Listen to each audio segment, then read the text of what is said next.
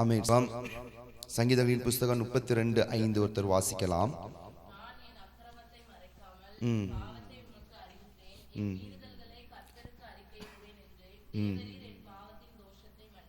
அல்லேலூயா. ஆமென். ஸ்தோத்திரம். இரண்டாவது இன்னொரு வசனத்தை கூட வாசிக்கலாம். ஆமென். நீதிமொழிகளின் புஸ்தகம் 28:13. நீதிமொழிகளின் புஸ்தகம் 28:13 ஒருத்தர் வாசிக்கலாம்.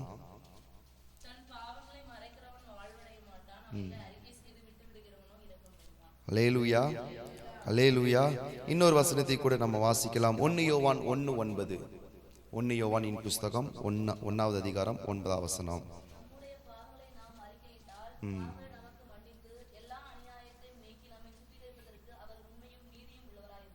அல்லேலூயா.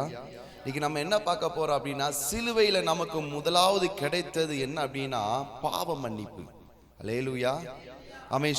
எது பாவம், ஆமென், மன்னிப்புனா என்ன, பாவம்னா என்ன அப்படிங்கிறத நம்ம பார்த்து ஆமென் நம்ம ஜெபிக்க போகிறோம். ஆமென். நம்ம நிறைய நேரத்தில் நினைச்சிட்டு இருக்கிறோம் ஆமென் பாவம் வேற அப்படின்னு நம்ம நினைச்சிட்டு இருக்கிறோம். ஆனா உண்மையான பாவம் என்ன அப்படிங்கிறது தான் இன்னைக்கு நம்ம கொஞ்சம் பார்க்க போகிறோம். தேவன் விரும்பாததை நாம் செய்வது பாவம். அல்லேலூயா. தேவன் விரும்பாததை செய்வது பாவம். தேவன் விரும்புவதை செய்யாமல் இருப்பதும் பாவம். அல்லேலூயா. தேவன் விரும்பாததை செய்வது, அல்லேலூயா, தேவன் விரும்புவதை செய்யாமல் இருப்பதும் பாவம். அல்லேலூயா. ஆமென். சிலுவை இல்லாமல் நமக்கு செழிப்பு இல்லை. அல்லேலூயா. பாடு இல்லாம ஒரு ஆசீர்வாதம் கிடையாது. அல்லேலூயா. ஆமென். ஸ்தோத்திரம். வேதத்துல பாவத்தை குறித்து ஆமென் 3 காரியங்கள் இருக்கிறது. பாவம்னா என்ன அப்படிங்கிறதுக்கு முதல் காரியம் என்ன அப்படின்னா ஆமென். ஸ்தோத்திரம். தேவன் கொடுத்த வாழ்க்கையை வாழாமல் இருப்பது பாவம். அல்லேலூயா. நல்லா கொஞ்சம் மைண்ட்ல ஏத்திக்கோங்க. தேவன் கொடுத்த வாழ்க்கையை வாழாமல் இருப்பது பாவம். தேவன் இப்ப நமக்கு என்ன வாழ்க்கையை கொடுத்திருக்கிறார்? நம்ம தேவன் அறிவதற்கு முன்னாடி உலகத்துல இஷ்டம் போல வாழ்ந்தோம். நம்ம விரும்பினதெல்லாம் செஞ்சோம். ஆமென். விரும்பின எல்லா பாவங்களையும் செஞ்சோம். விரும்பின இடத்துக்கு போன எல்லாம் பண்ணினோம். ஆனா தேவன் அதுல இருந்து இப்போ நம்மளை வேறு பிரித்து இருக்கிறார். அல்லேலூயா. நம்மளை தனிமைப்படுத்தி இருக்கிறார். அவருக்காக நம்மளை செலக்ட் பண்ணி இருக்கிறார். ஆமென். நம்ம எப்படி வாழணும் என்கிற சில அடிப்படை சட்டங்களை அவர் நமக்கு கொடுத்திருக்கிறார். அல்லேலூயா. ஆமென். பாவத்துல இருந்து நம்ம வெளியில வந்துட்டோம்.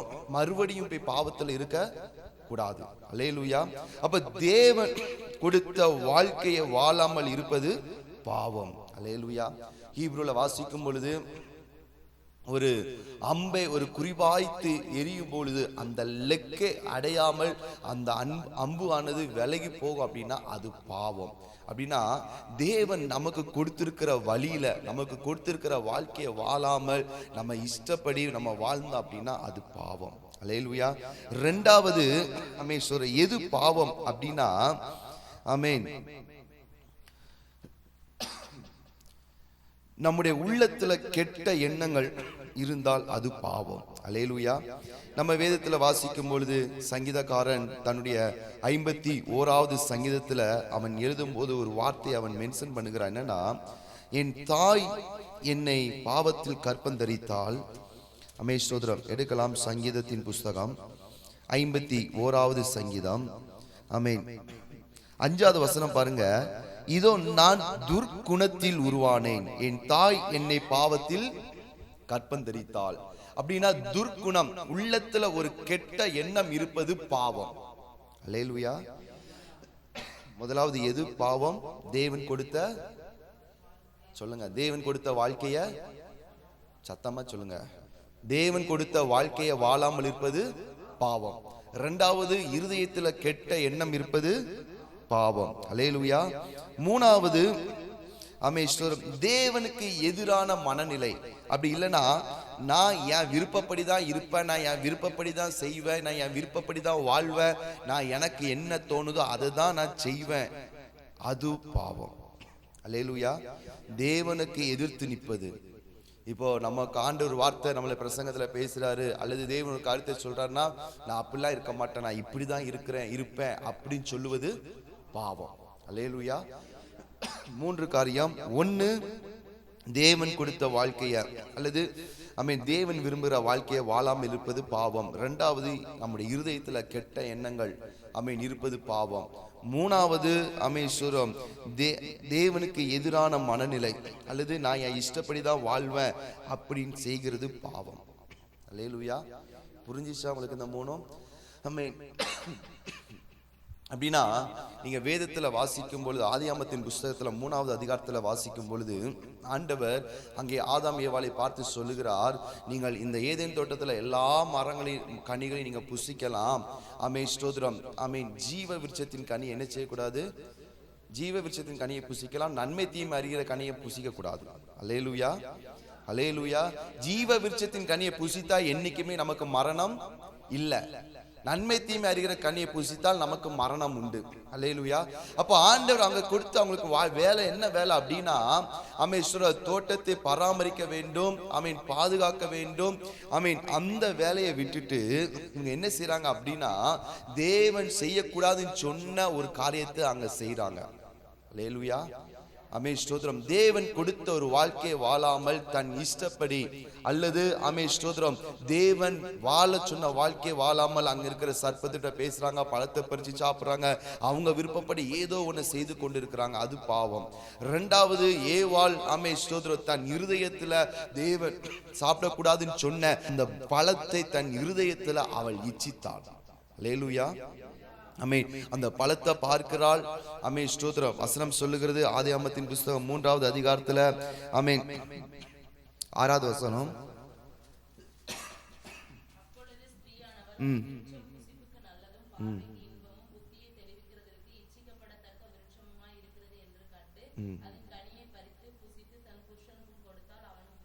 அல்லேலூயா.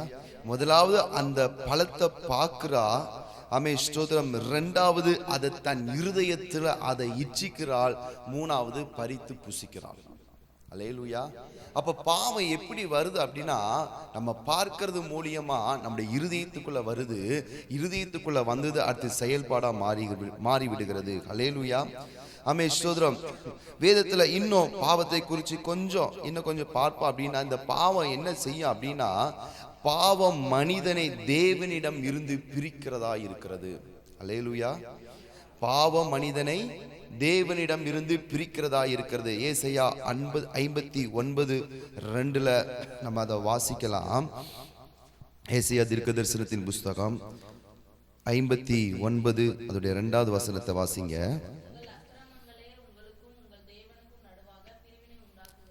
போதும். இங்க வாசிக்கிறோம், நம்மளுடைய அக்கிரமங்கள் இங்க என்ன செய்யுது அப்படின்னா, நம்முடைய பாவம் தேவனுக்கும் நமக்கும் என்ன கொண்டு வருது? ஒரு பிரிவினை, அப்படின்னா ஒரு இடைவெளியை கொண்டு வந்து விடுகிறது. அல்லேலூயா. ஸ்தோத்திரம். இரண்டாவது, பாவம் நம்மளை என்ன செய்ய அப்படின்னா, யோவான் 8:34 வாசிக்கும் பொழுது, பாவம் நம்மளை அடிமையாக்கி விடும். அல்லேலூயா. பாவம் தேவனுக்கும் நமக்கு ஒரு பிரிவினை கொண்டு வருகிறது. பாவம் நம்மளை என்ன செய்யும் அப்படின்னா, நம்மளை அடிமையாக்கி விடுகிறது. யோவான் 8:34 அதை நம்ம வாசிக்கிறோம். ஸ்தோத்திரம். அடுத்து பாவம் என்ன செய்யும் அப்படின்னா, ஸ்தோத்திரம், பாவத்தின் சம்பளம் மரணம். ரோமர் 6:23 வாசிக்கிறோம். இந்த பாவம் நம்மளை மரணத்துக்கு நேராக கொண்டு போய் விடுகிறது. அல்லேலூயா. ஸ்தோத்திரம். அப்படின்னா இந்த பாவம் நம்மளை அழிவுக்கு நேராக நம்மளை கொண்டு போகிறதா இருக்கிறது. அல்லேலூயா. பாவம் என்னெல்லாம் செய்து பாருங்க. முதலாவது தேவனை விட்டு நம்மளை பிரிக்கும். இரண்டாவது, இந்த பாவம் நம்மளை அடிமைப்படுத்த ஆரம்பிக்கும், அப்படின்னா நம்மளை கண்ட்ரோல் பண்ண ஆரம்பிக்கும். மூணாவது, இந்த பாவம் நம்மளை அழிவுக்கு நேராக கொண்டு போய் விடும். அடுத்து இந்த பாவம் என்ன செய்யும் அப்படின்னா, தேவனுடைய சித்தத்துல இருந்து, தேவனுடைய விருப்பத்துல இருந்து நம்மளை விலகி போக வைத்து விடும். அல்லேலூயா. அல்லேலூயா. 1 யோவான் 3:4 நம்ம வாசிக்க முடியும். 1 யோவான் 3:4 வாசிக்கலாம். இந்த பாவம் நம்மளை வழி விலகி போக வைக்கிறது. ஸ்தோத்திரம்.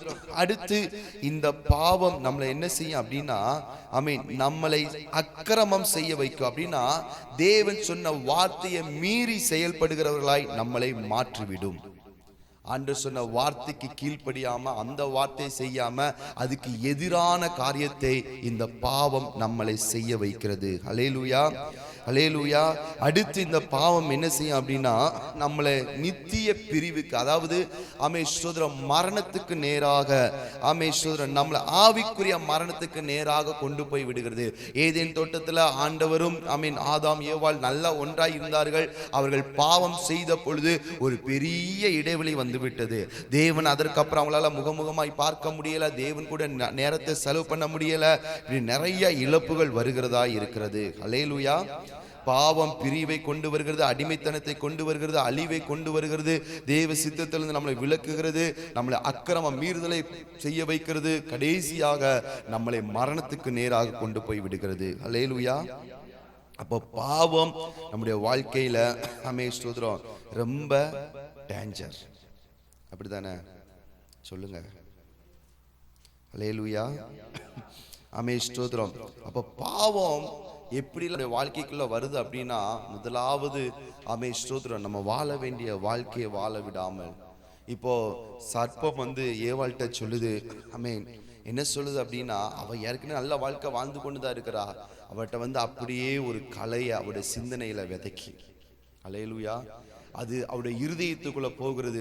மூணாவது, அது செயல்பாடா மாறி விடுகிறது. ஹல்லேலூயா. ஸ்தோத்திரம். இப்படி இதுதான் பாவம். இன்னும் நம்ம பார்க்கும் பொழுது ஸ்தோத்திரம், இந்த பாவத்தை குறித்து நம்ம பார்த்தோம். இப்போ மன்னிப்பை குறித்து நம்ம பார்க்க போகிறோம். ஹல்லேலூயா. ஸ்தோத்திரம். சிலுவையில இந்த மன்னிப்பு நமக்கு உண்டானது. வேதத்துல வாசிக்கும் பொழுது மன்னிப்பு அப்படின்னா என்ன அர்த்தம் அப்படின்னா, நம்மளை தண்டிக்காமல் விடுவது, நாம் செய்த பாவத்துக்கு நம்மளை தண்டிக்காமல் விடுவது மன்னிப்பு. ஹல்லேலூயா, ஹல்லேலூயா. நாம் செய்த பாவத்துக்கு நம்மளை தண்டிக்காமல் விடுவது மன்னிப்பு. இரண்டாவது, ஆண்டவர் என்ன செய்யறார் அப்படின்னா, நம்ம செய்த பாவத்துக்கு நம்மளை தண்டிக்காம மன்னித்து அதோட விடாம, நம்மளுடைய இருதயத்துக்குள்ள இருக்கிற அந்த குற்ற மனசாட்சிய அல்லது நமக்குள்ள இருக்கிற அந்த பாவத்தை அவர் நம்மளை விட்டு வெளியே எடுத்து போடுகிறார். ஹல்லேலூயா. அதுதான் அந்த குற்ற மனசாட்சி. நம்முடைய பாவம் நம்ம செஞ்சாலும் சில நேரத்துல நம்முடைய இருதயத்துல அந்த குற்ற மனசாட்சி இருக்கிறது. அந்த குற்ற மனசாட்சி ஆண்டவர் என்ன செய்கிறார் அப்படின்னா, நம்முடைய இருதயத்திலிருந்து அதை வெளியே எடுத்து போடுகிறார். ஹல்லேலூயா. மூணாவது மன்னிப்பு அப்படின்னா என்ன குறிக்க அப்படின்னா, பாவத்தை மூடி மறைத்து நம்மளை நீதிமானாய் வெளியே காட்டுகிறார். அதான் நம்ம வாசிச்சோம், தன் பாவங்களை மறைக்கிறவன் வாழ்வடைய மாட்டான், அவைகளை அறிக்கை செய்து விட்டு விடுகிறவனோ இரக்கம் பெறுவான். அல்லேலூயா. இன்னொரு வசனம் வாசிச்சோம், நம்முடைய பாவங்களை நாம் அறிக்கையிட்டால் பாவங்களை நமக்கு மன்னித்து எல்லா அநியாயங்களையும் நீக்கி நம்மளை சுத்திகரிப்பதற்கு அவர் உண்மையும் நீதியும் உள்ளவராய் இருக்கிறார். அல்லேலூயா. சங்கீதக்காரன் சொல்ல, என் பாவத்தை உமக்கு அறிவித்தேன், என் மீறுதல்களை கர்த்தருக்கு அறிக்கையிடுவேன், தேவரீர் என் பாவத்தின் தோஷத்தை மன்னித்தீர். அல்லேலூயா.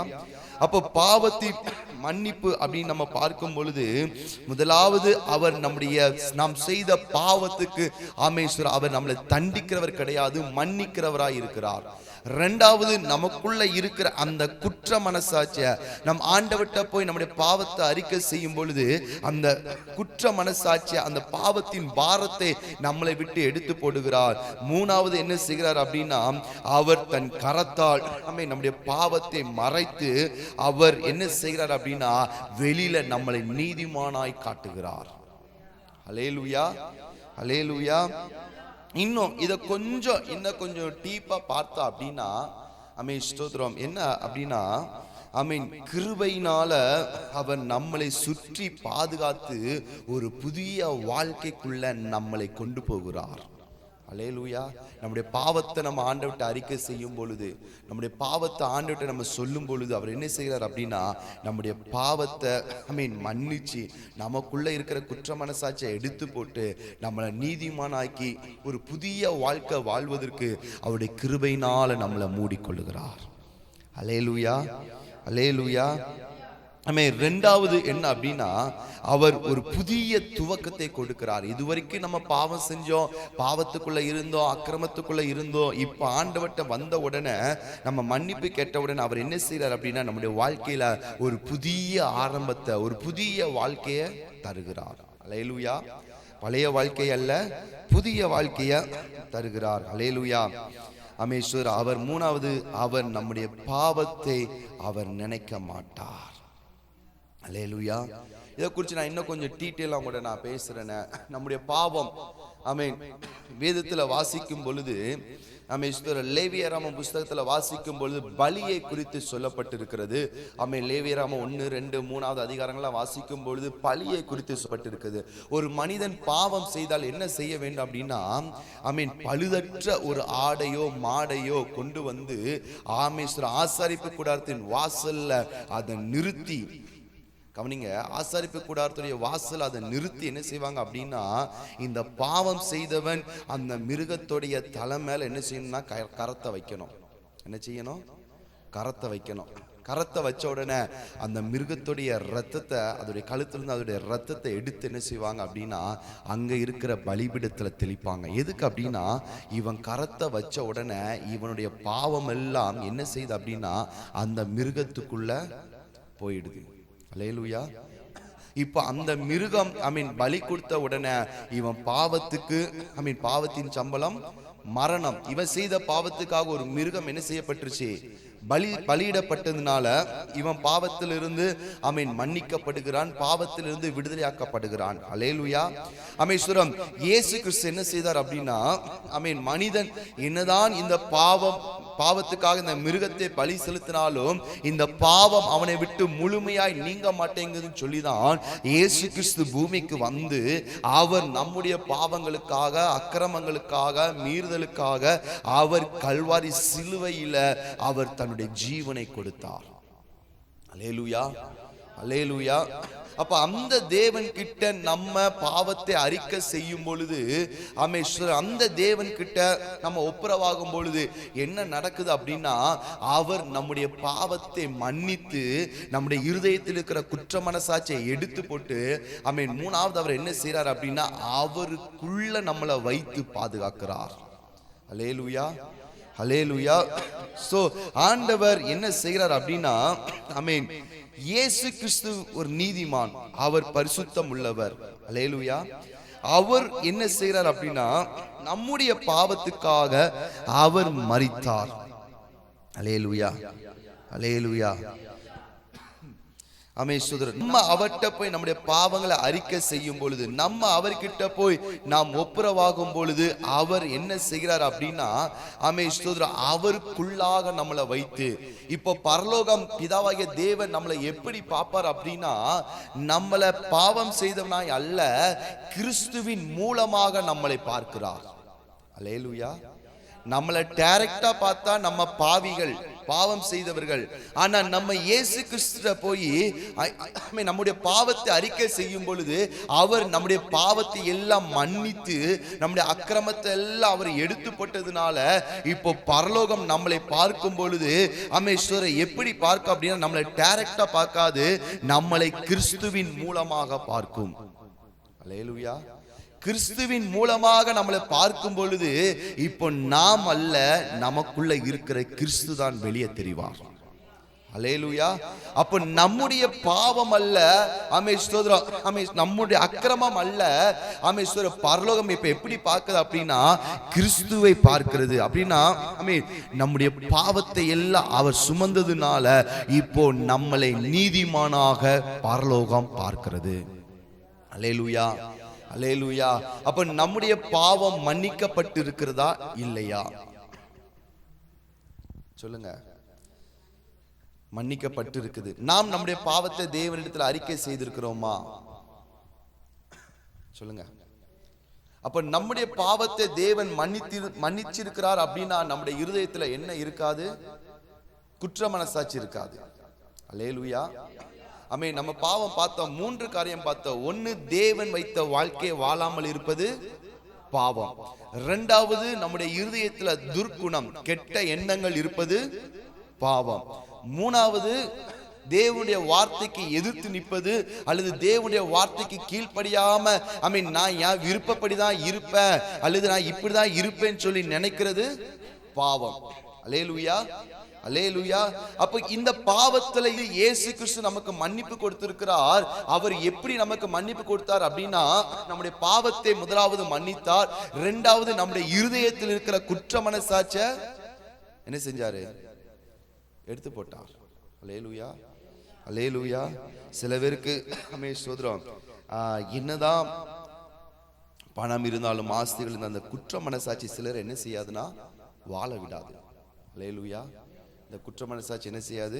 வாழ விடாது. ஆனா நம்ம தேவன்கிட்ட ஒப்புரவாகும் பொழுது அவர் இந்த குற்ற மனசாட்சியை நம்மளை விட்டு எடுத்து போடுகிறார்.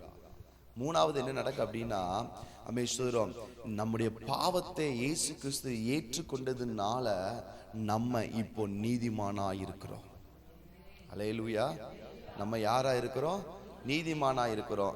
பிசாசு வந்து சொல்லுவான், நீ அந்த வருஷத்துல இப்படி ஒரு பாவம் பண்ணலாம், நீ சின்ன பிள்ளையில இப்படி ஒரு பாவம் பண்ணலாம், இப்படிலாம் நீ வாழ்ந்தலாம் அப்படி நம்ம சொல்லும்போது நம்ம சொல்லணும், என் பாவத்துக்காக ஒருத்தர் மரித்து விட்டார், என் பாவத்தை அவர் சுமந்து விட்டார். அமேஸ்வரன், நான் இப்போ பாவி அல்ல, நான் இப்போ நீதிமான்.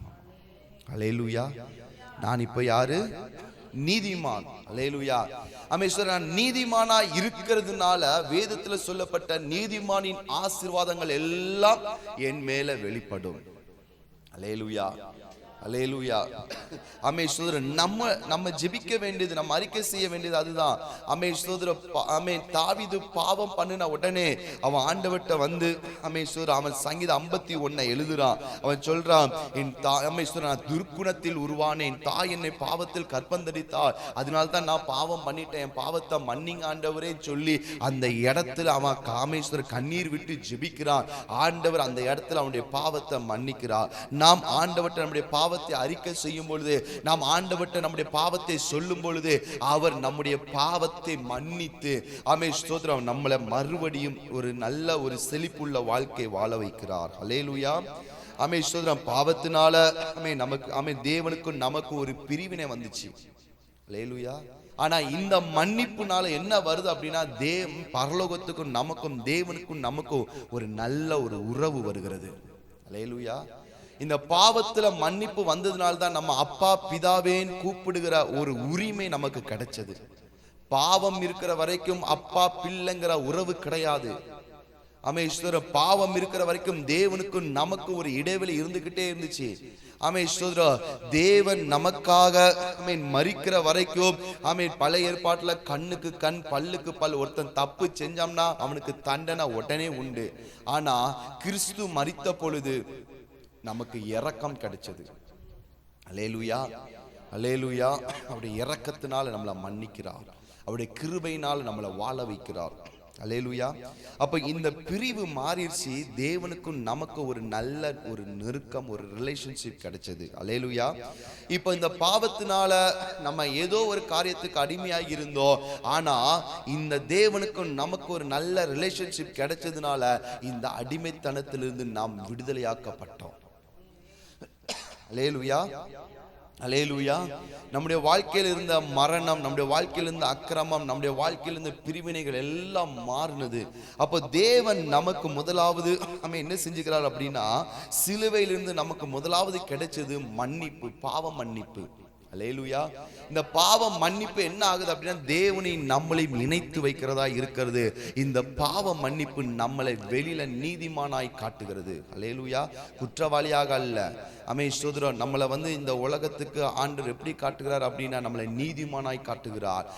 ஸ்தோத்திரம். இந்த மற்ற ஜனங்களுக்கு நம்மளை தேவன் எப்படி காட்டுகிறார்? நம்மளை பரிசுத்தம் உள்ளவர்களாய் காட்டுகிறார். அப்ப கல்வாரி சிலுவையில இயேசு மரித்தார். அவர் எப்படி ஸ்தோத்திரம் குற்றமற்றவராய் இருந்தாரோ, பாவம் இல்லாதவராய் இருந்தாரோ, எப்படி ஒரு மிருகம் பலி செலுத்தும் பொழுது அதை கொண்டு போய் ஆசாரிப்பு கூடாரத்து வாசல்ல நிப்பாட்டி அந்த மனிதன் அதன் மேல கைய வச்சு ஸ்தோத்திரம் இவனுடைய பாவம் அதற்குள்ள போயிடுச்சுன்னு சொல்லி அவங்க விசுவாசிச்சு அதோடைய ரத்தத்தை எடுத்து பலி செலுத்தினாங்களோ, அதே போல நாம் ஆண்டவரே என் பாவத்துக்காக நீங்க மரிச்சீங்க, என் அக்கிரமத்துக்காக நீங்க மரிச்சீங்க, என் மீறுதலுக்காக நீங்க மரிச்சீங்கன்னு சொல்லி நாம் அறிக்கை செய்யும் பொழுது இந்த பாவம், நம்முடைய பாவம் கிறிஸ்துவுக்குள்ள கிறிஸ்துவுக்குள்ள போகிறது.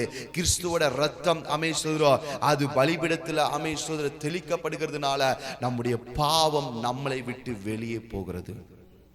அல்லேலூயா. புரியுதா உங்களுக்கு? பாவம் எப்படி வெளியே நம்மளை விட்டு வெளியில போகுது? நாம் அறிக்கை செய்யும் பொழுது. நம்ம ஆண்டவர்கிட்ட சொல்லுங்க, ஆண்டவரே என் பாவத்துக்காக நீங்க மரிச்சீங்க, என் அக்கிரமத்துக்காக மரிச்சீங்க, என் மீறுதலுக்காக நீங்க மரிச்சீங்க நம்ம சொல்லும் பொழுது இந்த பாவம் அப்படியே கிறிஸ்துவுக்குள்ள போகிறது. கிறிஸ்துவுக்குள்ள இந்த பாவம் போனதுனால அவர் நம்முடைய பாவத்துக்காக மரிச்சாரு. அவருடைய ரத்தம் சிந்தப்பட்டதுனால இப்போ நம்மகிட்ட பாவம் இல்லை, நாம் நீதிமானாக்கப்பட்டிருக்கிறோம். அல்லேலூயா. நம்ம யாரு?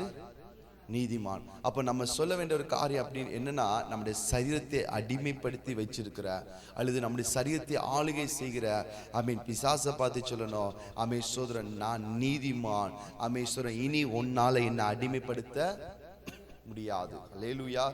பாவம் இருக்கிற வரைக்கும் பிசாசு நம்மளை அடிமைப்படுத்தினான். வசனம் சொல்லுது ஸ்தோத்திரம், நாம் பாவத்துக்கு அடிமை ஸ்தோத்திரம், நாம் பிசாசுக்கு கீழ்ப்படிஞ்சா அவனுக்கு நம்ம அடிமை, நம்ம தேவனுக்கு கீழ்ப்படிஞ்சா நம்ம தேவனுக்கு அடிமை. ஹல்லேலூயா. அப்போ பிசாசுடைய வார்த்தைக்கு அல்லது நம்ம பாவத்துல இருக்கிற வரைக்கும், இந்த பாவம் நமக்குள்ள இருக்கிற வரைக்கும் பிசாசானவன் நம்மளை கண்ட்ரோல் பண்ணுகிறான், நம்மளை ஆளுகை செய்கிறான், நம்மளை அடிமைப்படுத்துகிறான். அவன் ஆசையெல்லாம் திருப்தி ஆக்கிக்கிறான். ஹல்லேலூயா. வேதத்தில் வாசிக்கிற 430 வருஷம் இஸ்ரவேல் ஜனங்கள் எகிப்தில் இருந்த பொழுது பார்வோன் என்னெல்லாம் நினைச்சானோ அது எல்லாத்தையும் அவங்கள வச்சு செஞ்சுக்கிட்டான். அப்படித்தானே? ஆனா இப்போ எகிப்தை விட்டு வெளியில வந்ததுக்கு அப்புறம் பார்வோனால ஏதாவது செய்ய முடிந்ததா? முடியல. ஏன்னா இப்போ அவங்க யாருடைய கண்ட்ரோலுக்கு போயிட்டாங்க அப்படின்னா தேவனுடைய கண்ட்ரோலுக்கு போயிட்டாங்க. இப்போ தேவன் தான் இந்த ஜன ஆளுகை செய்கிறார். இப்போ தேவன் தான் இந்த ஜனங்களை நடத்துகிறார். இப்போ தேவன் என்ன நினைக்கிறாரோ என்ன சொல்லுகிறாரோ அதுதான் இவங்களுடைய வாழ்க்கை. அல்லேலூயா.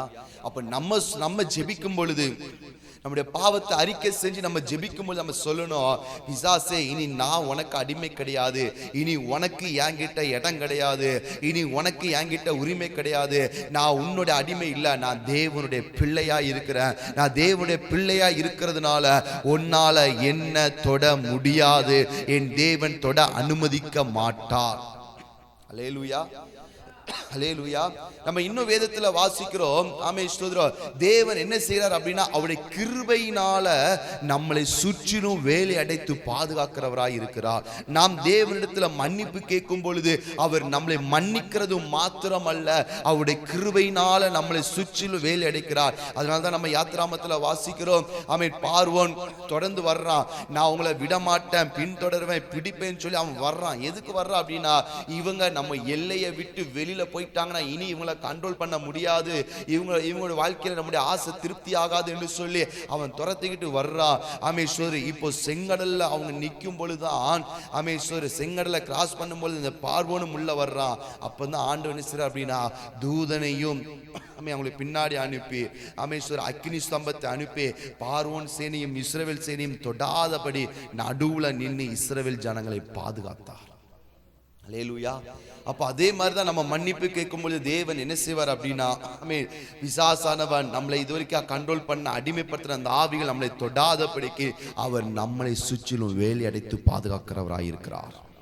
அல்லேலூயா. அல்லேலூயா. ஸ்தோத்திரம். வேலை அடிக்கிறது மாத்திரமல்ல, ஒரு புதிய வாழ்க்கை வாழ வைக்கிறார். இஸ்ரவேல் ஜனங்களை எகிப்தை விட்டு வெளியில வந்ததுக்கு அப்புறம் ஒரு புதிய வாழ்க்கை வாழ ஆரம்பிச்சாங்க.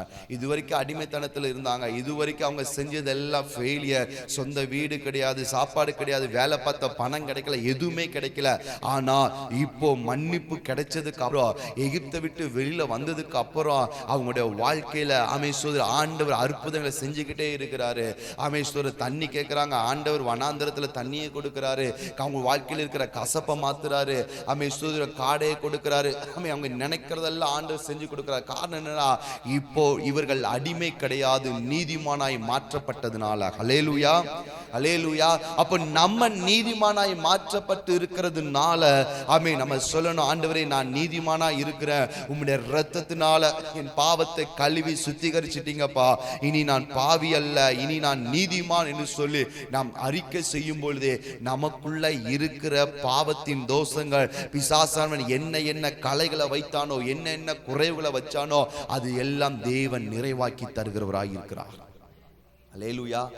எகிப்தில அடிமையா இருக்கிற வரைக்கும் அவங்களுக்கு வேலை பார்த்த பணம் கிடைக்கல. அல்லேலூயா. எகிப்தில இருக்கிற வரைக்கும் நல்ல சாப்பாடு கிடையாது, எகிப்தில இருக்கிற வரைக்கும் நல்ல வீடு கிடையாது, எகிப்தில இருக்கிற வரைக்கும் நல்ல நல்ல ஆரோக்கியம் கிடையாது உடம்புல. அங்க வேலை பார்த்து அங்க இருந்தவருடைய முதுகெல்லாம் வளைஞ்சி கூனி போயிருந்தாங்க. ஆனா எகிப்தை விட்டு வெளியில வந்ததுக்கு அப்புறம் அவங்க வாழ்க்கையில ஆண்டவர் செல்வ செழிப்பை கட்டளையிட்டா, அவங்களுக்கு நல்ல ஆகாரத்தை கொடுத்தா, இப்போ கஷ்டப்படாம அவங்களை ஆசீர்வதிக்க ஆரம்பித்தார். காரணம், நீதிமான் பனையை போல செழிப்பான். அல்லேலூயா. நீதிமான் ஒன்றுக்கும் குறைவுபட மாட்டான். அப்ப நம்ம யாரா இருக்கிறோம்? சத்தமா சொல்லுங்க. நீதிமானா இருக்கிறோம். நம்ம யாரு? பாவிகள் கிடையாது. அல்லேலூயா. அப்ப நம்ம இனி எப்படி இருக்கணும்னா, தேவன் கொடுத்த அந்த வாழ்க்கையை நம்ம வாழணும். அல்லேலூயா. தேவன் கொடுத்த வாழ்க்கையை வாழாமல் இருப்பது பாவம். தேவன் கொடுத்த வாழ்க்கையை வாழ்வதுதான் செழிப்பு. அல்லேலூயா. ரெண்டாவது, ஸ்தோத்திரம், நம்முடைய இருதயத்துல துர்குணங்கள் இருக்கக்கூடாது. மற்றவங்களுக்கு கேடு நினைக்கிறது இருக்கக்கூடாது, மற்றவங்களை தவறா நினைக்கிறது இருக்கக்கூடாது, மற்றவங்களை குறை சொல்றது இருக்கக்கூடாது. நம்முடைய இருதயத்துல ஆவியின் கனிகள் இருக்க வேண்டும். இயேசுவோட இருதயத்துல அதான் இருந்துச்சு. எல்லாரும் சொல்றாங்க இவள் பாவியான ஸ்திரீங்கிறாங்க, அவர் சொல்ற அவளை மன்னித்து விடுகிறார். அதுதான் ஸ்தோத்திரம், தேவன் நமக்கு கொடுக்கிற, நம்மகிட்ட எதிர்பார்க்கிற கேரக்டர். அல்லேலூயா. மூணாவது ஸ்தோத்திரம் என்ன பார்க்கிறோம் அப்படின்னா, ஸ்தோத்திரம் மூணாவது என்ன பார்த்தோம்? தேவனுக்கு எதிர்த்து நிற்க கூடாது. தேவன் ஒரு வார்த்தை நம்மளுக்கு பேசுறாரு, ஒரு வார்த்தை சொல்றாருன்னா உடனே அதுக்கு கீழ்ப்படுகிற குணம் வேணும். அல்லேலூயா. தேவன் என்ன சொன்னாலும் சில நேரம் நமக்கு அது கீழ்ப்படி கஷ்டமா தான் இருக்கும், ஆனா கீழ்ப்படிந்தா அதுதான் மிகப்பெரிய ஒரு ஆசீர்வாதம். அல்லேலூயா. ஆபிரகாமை பார்த்து சொன்னாரு, நீ வீட்டை விட்டு வா, தேசத்தை விட்டு வா, உன் இனத்தை எல்லாத்தையும் விட்டுட்டு வா, நான் காண்பிக்கிற தேசத்துக்கு நீ போ அப்படின்னு சொல்லி ஆண்டவர் சொல்லிட்டாரு. கீழ்ப்படுகிறது கஷ்டம் தான், சொந்த ஊரை விட்டுட்டு வர்றது கஷ்டம் தான், சொந்த பந்தங்களை விட்டுட்டு வர்றது கஷ்டம் தான், எல்லாத்தையும் விட்டுட்டு வர்றது கஷ்டம் தான். ஆனாலும் அவன் கீழ்ப்படிந்த பொழுது வசனம் சொல்லுது, அவனுடைய ஆசீர்வாதத்தை பூமி தாங்கக்கூடாத அளவுக்கு இருந்துச்சு. ஸ்தோத்திரம். இவன் இப்போ வந்து ஒரு இடத்துக்கு வர்றான். எங்கன்னா லோத்து சோதோம் குமரோக்கு எதிராக அவன் நல்ல செழிப்பா இருக்குன்னு பார்த்துட்டு போயிட்டான். ஆனா ஆபிரகாம் ஒரு வனாந்தரமான வெறுமையான இடத்துல போய் தான் அவன் கூடாரம் போட்டு தங்குனா. ஆண்டவர் சொல்றாரு, நீ எம்மட்டும் நடக்கிறாயோ அதை நான் உனக்கு தருவேன்னு சொன்னாரு. நீ ஏறிட்டு பார்க்கிற எல்லா இடத்தையும் நான் உனக்கு தருவேன்னு சொன்னார். அது வனாந்தரம் தான், ஆனா அதுதான் கானானாய் மாறினது. அதுதான் பாலும் தேனும் ஓடுகிற செல்வ செழிப்பான தேசமாய் மாறினது. ஆண்டவருடைய வார்த்தைக்கு நம்ம கீழ்ப்படியும் பொழுது நம்ம வாழ்க்கையில் இருக்கிற வனாந்தரம் செழிப்பாய் மாறும். நம்ம வாழ்க்கையில் இருக்கிற வெறுமைகள் மாறும். நம்ம நினைக்கலாம் அவங்க எல்லாம் செழிப்பா இருக்கிறாங்களே, நான் குறைவோடு இருக்கிறேன் நம்ம நினைக்கலாம். ஆனா நாம் நீதிமான்கள் தேவனுடைய வார்த்தைக்கு கீழ்ப்படியும் பொழுது நம்ம வாழ்க்கையில் இருக்கிற வனாந்தரம், நம்ம வாழ்க்கையில் இருக்கிற வெறுமை, நம்முடைய வாழ்க்கையில் இருக்கிற குறைவுகள் எல்லாம் அவர் நிறைவாக்கி தருவார். அல்லேலூயா. அல்லேலூயா. அப்போ பரலோகத்துல இருந்து அல்லது சிலுவையில் இருந்து நமக்கு கிடைக்கிற முதல் பிராஸ்பரிட்டி, முதல் செழிப்பு என்ன அப்படின்னா, நம்முடைய பாவத்துக்கு மன்னிப்பு. அல்லேலூயா. சிலுவைக்கு முன்னாடி உள்ள வாழ்க்கை அல்ல, சிலுவைக்கு பின்னாடி உள்ள வாழ்க்கை தான் ஒரு புதிய வாழ்க்கை. ஏன்னா இந்த சிலுவையில நம்முடைய பாவங்கள் எல்லாம் எடுத்துக்கொள்ளப்படுகிறது. அல்லேலூயா. அல்லேலூயா. அப்படியே இருக்கிற இடங்கள்ல நம்ம ஜெபிக்க ஆரம்பிக்கலாமா? ஸ்தோத்திரம். ஆண்டவர்கிட்ட சொல்லி ஜெபம் பண்ணுங்க. ஆண்டவரே, நான் செய்த பாவங்கள் எல்லாம் மன்னிங்கப்பா. ஒருவேளை நான் தெரியாமல் செய்திருக்கிற பாவங்கள் இருக்கலாம், உங்கள் வார்த்தைக்கு கீழ்ப்படியாமல் இருந்தது நான் செய்த தவறு பாவம். ஆண்டவரே, நீர் கொடுத்த வாழ்க்கை நான் வாழாமல் இருந்தது நான் செய்த பாவம். நம்முடைய வார்த்தைக்கு எதிர்த்து நின்னது நான் செய்த பாவம். இருதயத்தில் மற்றவங்களுக்கு தீங்கு நினைச்சது நான் செய்த பாவம். அதெல்லாம் எனக்கு மன்னிங்கப்பா, அதெல்லாம் எங்களுக்கு மன்னிங்க, அதெல்லாம் எனக்கு மன்னிங்க ஆண்டவரே சொல்லி கேட்கலாம். அதெல்லாம் எனக்கு மன்னிங்கப்பா. ஆமே ஸ்தோத்திரம். என் பாவத்தை எல்லாம் எனக்கு மன்னிங்கப்பா, என் பாவத்தை எல்லாம் எனக்கு மன்னிங்கப்பா. ஆமே ஸ்தோத்திரம். பாவத்துக்கு நம்ம மன்னிப்பு கேட்கும் பொழுது ஆமே ஸ்தோத்திரம், இந்த மன்னிப்பு நம்மளை என்ன செய்யும் அப்படின்னா நம்மளை பாதுகாத்து ஒரு புதிய வாழ்க்கை வாழ வைக்கும். ஆமீன். இந்த மன்னிப்பு நமக்குள்ள இருக்கிற அந்த குற்ற மனசாட்சி, அந்த பாரத்தை வெளியே எடுத்து போடும். பாவத்தினால் வந்த விளைவுகளை நம்மளை விட்டு எடுத்து போடும். அதுதான் மன்னிப்பு. பாவம் நமக்குள்ள சில விளைவுகளை கொண்டு வந்து வைக்கிறது. இந்த பாவத்தினால நமக்குள்ள சில ஆமேஸ்வரம் பலவீனங்கள் வருகிறது. இந்த பாவத்தினால நமக்கும் தேவனுக்கு ஒரு இடைவெளி வருகிறது. ஆமேஸ்வரர். ஆனால் அந்த மன்னிப்பு அந்த இடைவெளியை மாற்றி போடுகிறது. இந்த மன்னிப்பு அந்த பாவத்தை ஆமேஸ்வரர், அந்த பாவத்தின் தோஷத்தை, அந்த பாவத்தினால் வந்த விளைவுகளை ஆமீன் எடுத்து போடுகிற அதுதான் மன்னிப்பு. இது சிலுவையினால் தான் வருகிறது. ஆண்டவரே சொல்லுங்கள், ஆண்டவரே என் பாவத்தை எல்லாம் மன்னிங்கப்பா.